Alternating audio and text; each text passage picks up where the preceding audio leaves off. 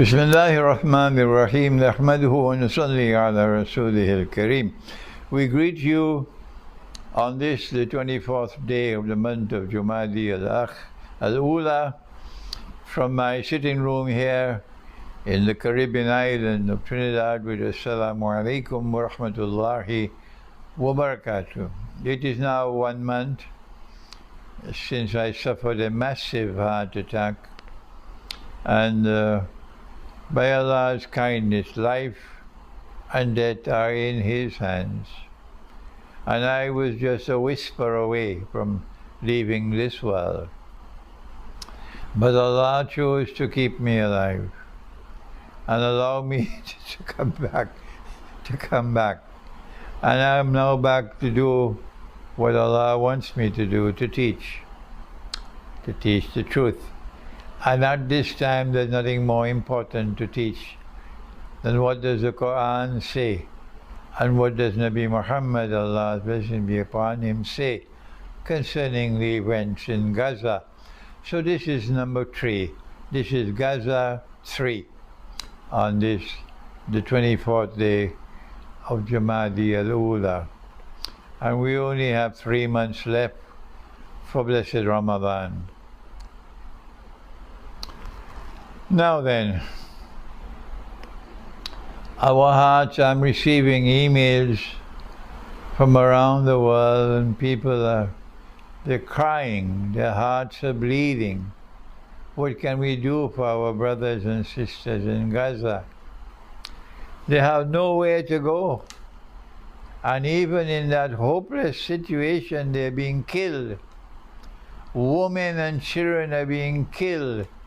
And the government of the United States is the world's greatest hypocrite. As the world's greatest hypocrite, they stand firmly in solidarity and support of Israel, like Narendra Modi in India. We stand in solidarity with Israel, while Israel is killing women and children. Is that Judaism? Is that what the Jewish religion has taught you?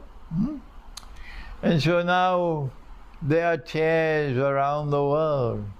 There's heartache around the world. What can we do when the governments that rule over the world of Islam will not do anything to stop Israel? What has our Prophet said on this subject?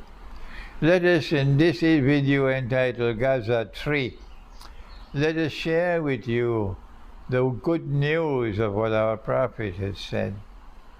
Allah's blessing be upon him. He has spoken as only a true prophet of the one God can speak.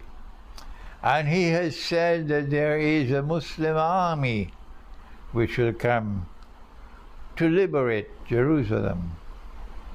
And he says that when that army starts to march to Jerusalem, no one and nothing can stop that army. Not even the Security Council of the United Nations, which perhaps by then would no longer exist. There'll be no United Nations anymore tomorrow. It'll be gone.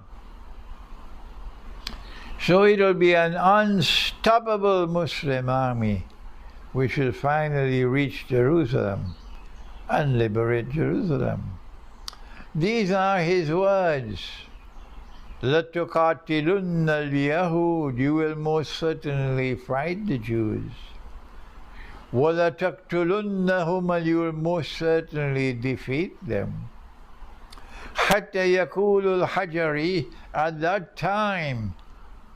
that time the response to oppression will be so great that even the rocks and the stones will speak. Ya Muslim, هذا يهودي ورائي فتعال فاقتل. There's a Jew hiding behind me. Come and kill him. Our Prophet is not speaking about all Jews. Not at all.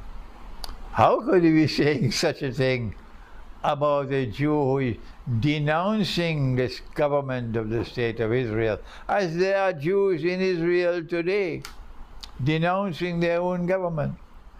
How could he say that about Jews who are supporting and helping the Palestinian people? Why? Because they are still human beings. These are Jews who still have a heart in their chest, not like the others who are beasts. That's right, they're beasts. They don't have a heart in their chest anymore. They consider the Palestinians to be animals. They are the chosen of the Lord God. They are born superior, and the Palestinians are like cockroaches. Not those Jews. There are Jews in Israel today and Jews outside of Israel who are championing the cause of the Palestinian people, that they are being oppressed, and they are denouncing Israeli oppression. So Allah's messenger, the Prophet Muhammad, Allah's blessing be upon him, could not be speaking about all Jews. When he said the rocks and the stones will speak and say, there's a Jew hiding behind me, come and kill him. And so we live with this happiness in our heart, that we know that the end time will witness a Muslim army, and that this Muslim army will come from the direction of Khorasan, and that Muslim army will be unstoppable until it reaches Jerusalem. But there's more now to be said, and that is that Allah has said in the Quran, He's given this warning. If you're in Pakistan, I hope you listen. He says, بعد أعوذ بالله من الشيطان الرجيم إن الله لا يغير ما بقوم حتى يغيروا ما بأنفسهم. That no matter how hopeless your situation might be, no matter how much you are suffering, Allah, the one God, will not intervene to change your condition until you take the initiative using Allah's guidance to change your own condition. Only then will Allah intervene to help you. So if a Muslim army is going to be marching from the direction of Khorasan, then it'll have to pass through Iran. Or we already have in Iran a government which is steadfast in standing up against Israel. A government in Iran which denounces Washington as Shaitanul Kabir. A government in Iran which has already established alliance and friendship with Russia. Yes, so we're not worried about Iran. What about Afghanistan? We already have in Afghanistan those who were born yesterday and who have grown up to be young men and who have fought Pax Britannica and defeated Pax Britannica. And then they fought the Soviet Union, the godless Soviet Union, and they defeated the godless Soviet Union. And then they fought Pax Americana and they defeated Pax Americana. So we have no problem at all about that Muslim army coming from Iran and coming from Afghanistan. But what about Pakistan? What about Pakistan? Muhammad Ali Jinnah, may Allah bless him, he did his job. He completed his mission successfully, a political miracle. He created an independent state. That's all he ever intended to do. And he did it, and he died, and Allah took him away. But from the day that Pakistan was born to this day, the enemies of Pakistan have ensured that Pakistan could never be free. So while India won freedom 75 years ago, and India has been able to progress and progress and progress, Pakistan has remained a slave all these 75 years. And no one is more responsible for that. Not so much the politicians.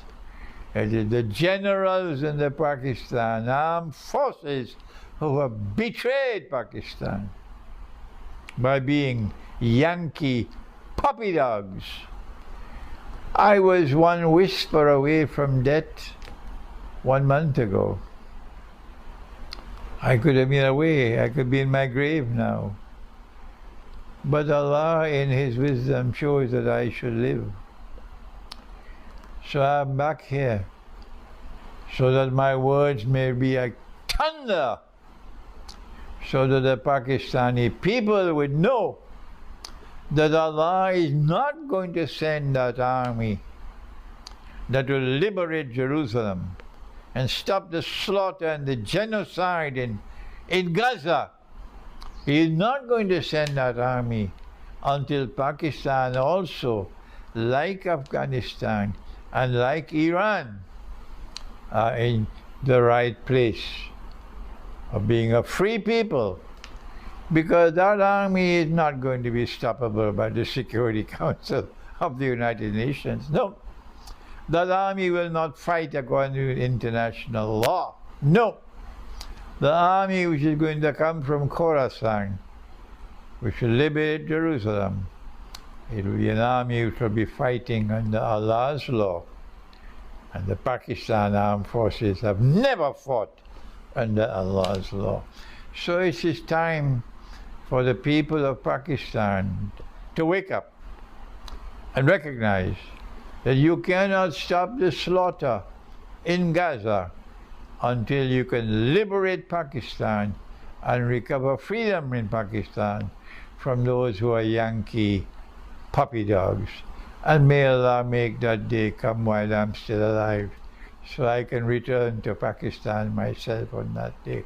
Until then, I have to remain outside of Pakistan. And my words will have to be like thunder until that day when Pakistan is free and liberated, and then I can come back to Pakistan. Thank you. Wassalamu alaikum wa rahmatullahi wa barakatuh.